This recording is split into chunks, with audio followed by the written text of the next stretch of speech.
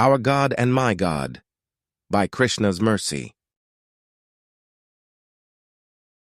Ishvara sarvabhutana, hriddeshe arjun tishtati, brahmayan sarvabhutani, yantrarudhani mayaya. Quote, "The Supreme Lord is situated in everyone's heart, O Arjuna, and is directing the wanderings of all living entities, who are seated as on a machine, made of the material energy." Lord Krishna, Bhagavad-gita, 1861. Can you answer me something? What is with this "my God" nonsense? I only came across this recently. It was listening to some of the songs they sing in their houses of worship. The words make repeated reference to such possessiveness. Apparently, the Supreme Lord of all is their God. He is the chosen Savior for them. Oh, and they have a reason for loving their God. You see, that specific God is always with them. He is giving them strength. He is protecting them. He is providing courage in the face of danger. He is their perseverance through adversity. He is the one lifting them back up when they fall down. Do they not see the obvious flaw to their premise? If only their God is doing that for them, what about everyone else? They are out of luck? That makes no sense to me. My sun provides heat and light throughout the day. After a difficult night, full of bad dreams, fear, and worry, my sun rises in the morning. My sun gives me hope. My sun is the best sun there is. How silly would that sound? Do you get my point now? How can the highest being of all take a partial stance? How can he only belong to some people and not to others? Who even thinks this way? It is a kind of derangement, if you ask me.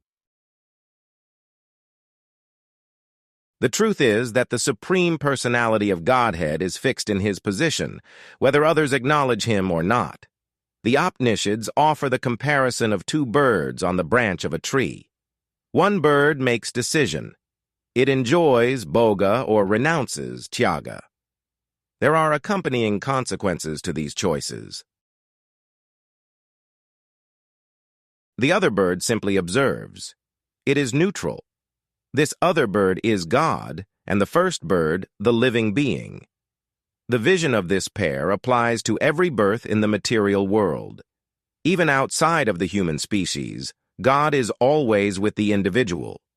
The distinction, of course, is that the enjoying bird forgets about the presence of the witnessing bird.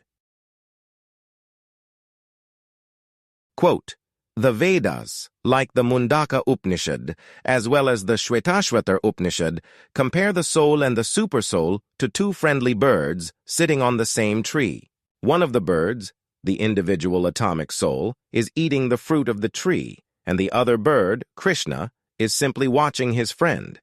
Of these two birds, although they are the same in quality, one is captivated by the fruits of the material tree, while the other is simply witnessing the activities of his friend."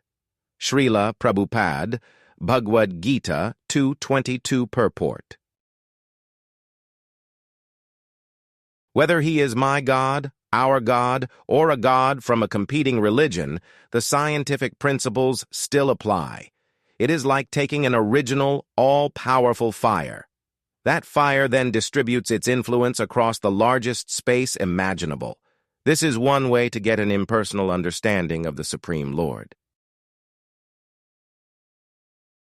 Ek desh sthitasya jyotsna vistarini yatha, parasya brahmanah shaktis, tathedam akhilam jagat.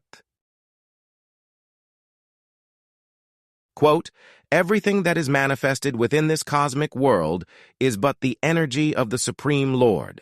As fire emanating from one place diffuses its illumination and heat all around, so the Lord, although situated in one place in the spiritual world, manifests his different energies everywhere. Indeed, the whole cosmic creation is composed of different manifestations of his energy." Vishnu Puran 122:52.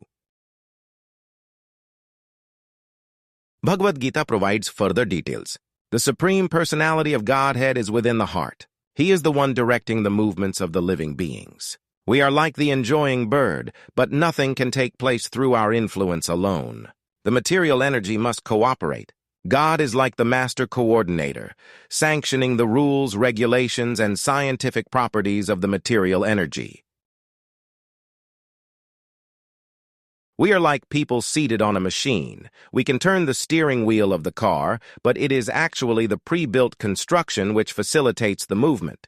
There must be gasoline in the engine. The various parts must be functioning properly. Otherwise, simply by sitting in the car and pressing certain buttons, we cannot guarantee an operational vehicle.